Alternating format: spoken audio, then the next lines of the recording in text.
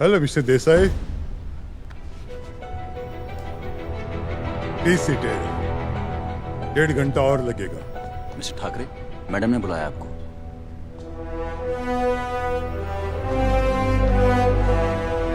आप नाराज क्यों होते? मैंने सुना है कि आप कहते हो कि महाराष्ट्र सिर्फ मराठी लोगों के लिए है। मैं देश की एकता और अखंडता में विश्वास करता हूँ। तो लोगों के मन में आपके लिए इतना डर क्यों है? ये सब न्यूज़पेपर्स का प्रोपेगेंडा है। मैं मेरे लोगों के सम्मान और हक की बात करता हूँ। हक? किस हक की बात कर रहे हैं आप? भाषा और प्रांत रचना मैंने नहीं बनाई है, संविधान ने बनाई है। और जब यही इसी राज्य की बुनियाद है तो हमारे लोगों को सम्मान से जीने का अधिकार है, मगर ऐसा हुआ नहीं। तो मुझे ये मैडम जब तक ये मीटिंग खत्म नहीं होती तब तक किसी को अंदर मत भेजना। Okay madam. हाँ, आप कह रहे थे? मैंने कभी भी राष्ट्र विरोधी वक्तव्य नहीं किया।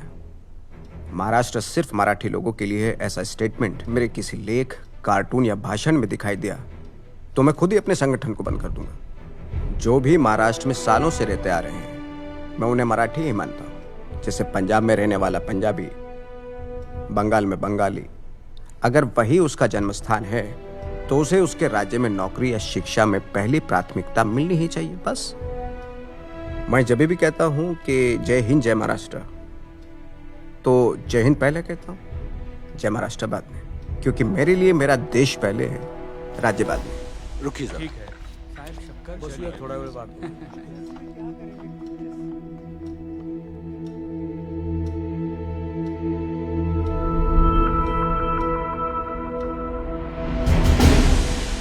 आप इमरजेंसी के बारे में क्या सोचते हो? इमरजेंसी की वजह से अगर देश में डिसिप्लिन आता है तो मैं इसके बिल्कुल भी खिलाफ नहीं। मेरे लोगों को आपके बारे में बहुत सारी गलत जानकारी थी शायद, इसलिए गलत फहमियां भी थी। खैर, कोई बात नहीं। मेरे प्रस्ताव के बारे में सोचिए जरूर। My state my people, they need me. फिर भी आपका धन्यवाद। जय हिंद। जय हिंद, जय महाराष्ट्र।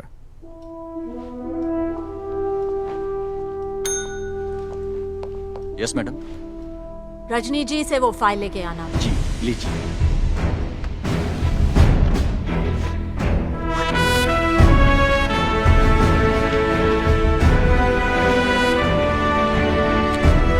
जिन जिन संगठनों पर बंदी लगाई है उनमें से शिवसेना का नाम मैं हटा रही हूं। एक नई लिस्ट बनाई।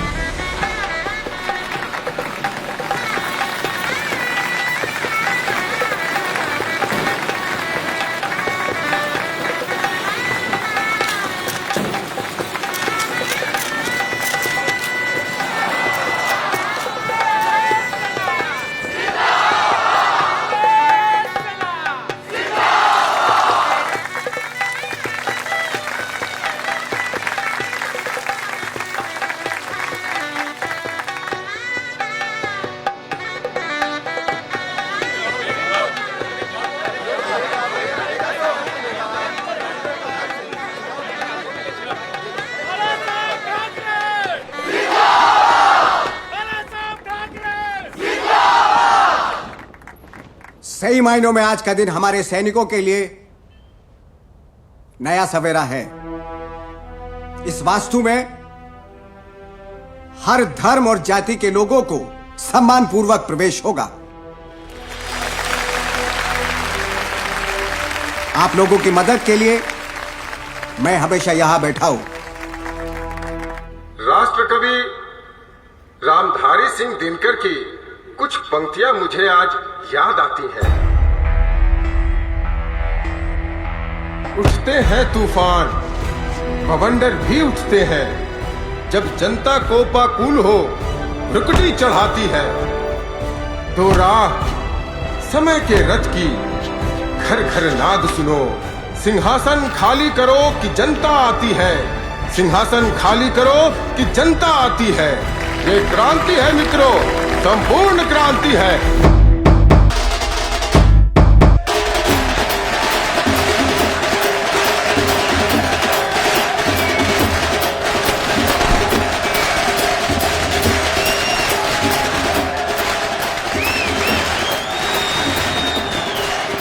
बाला साहेब, इमरजेंसी की वजह से जनता पार्टी इतने भारी अंकों से चुनकर आई है, पर कांग्रेस पार्टी कभी खत्म नहीं हो सकती।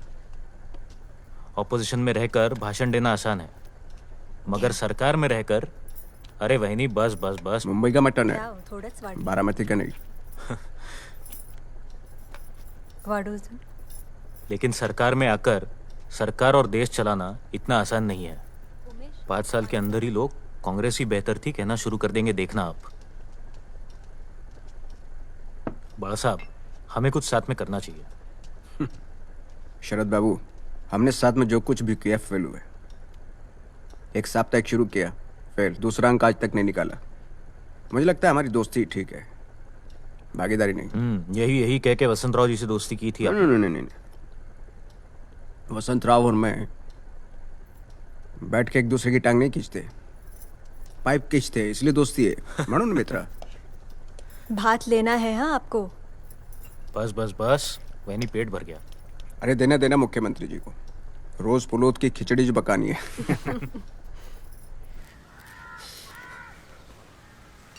मेरा हमेशा से सपना रहा है कि महाराष्ट्र का कोई भी नेता एक दिन देश का प्रधानमंत्री बने। लेकिन हमारे लोगों की अड़चन ही ये है, वो सिर्फ महाराष्ट्र तक सोचते हैं, उसके आगे नहीं। बड़ा साहेब, मराठी नेताओं की, अरे बैठो नको माँ, आ जाओ। अरे बैठो ना, आ जाओ। मराठी नेताओं की एक और मजेदार बात है, अगल बगल की सीट पर बैठकर दिल्ली जाते। क्यों? एक दूसरे की सीट काटने के लिए। शरद बाबू, आपके दिमाग में 24 घंटे राजनीति चलती है। नाटक या पिक्चर देखते हो? कभी कभार। परसों का क्रिकेट मैच देखा? क्रिकेट देखने में मुझे ज्यादा इंटरेस्ट नहीं, बाला साहब। इन्हें क्रिकेट में बहुत इंटरेस्ट है। मैच चल रहा हो और समय मिले तो पूरा दिन ट्रांजिस्टर लेके बैठेंगे। इंटरेस्ट तो इनको भी बहुत होगा। भाई शरद बाबू अगर ये कहते हैं कि मुझे किसी चीज में इंटरेस्ट नहीं है, तो ये समझो कि उस चीज में उनको बहुत इंटरेस्ट है। मुझ में इंटरेस्ट है। अरे 5 बज गए, चलो रेडियो सुनते हैं क्या कहते हैं मोरारजी भाई आज सभा में।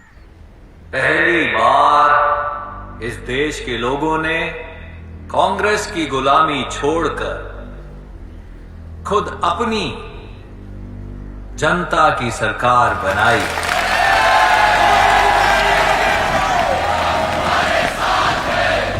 पूरा देश जब इमरजेंसी के खिलाफ था, तब यहां की कुछ पार्टियों ने इमरजेंसी का साथ दिया। आप इस देश से इन पार्टियों का नामो निशान हमेशा के लिए मिट जाए। ये ना वो शिवसेना भवन। हाँ, इन्होंने ही तो इमरजेंसी को सपोर्ट किया था। गद्दार साले!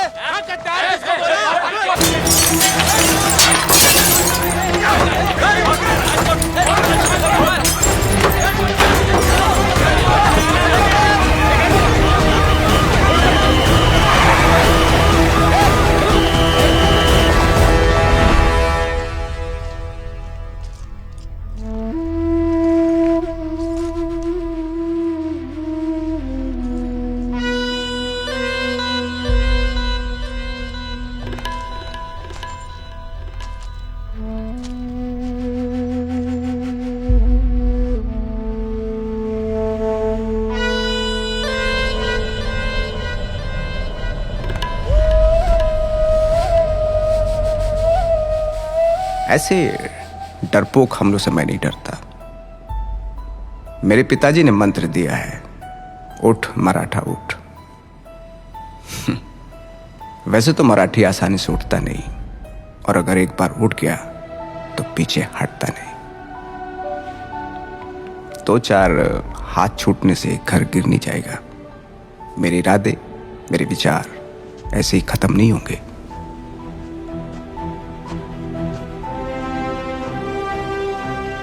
ये जंग अभी खत्म नहीं हुई है, शुरू हुई है, और ये तब तक खत्म नहीं होगी जब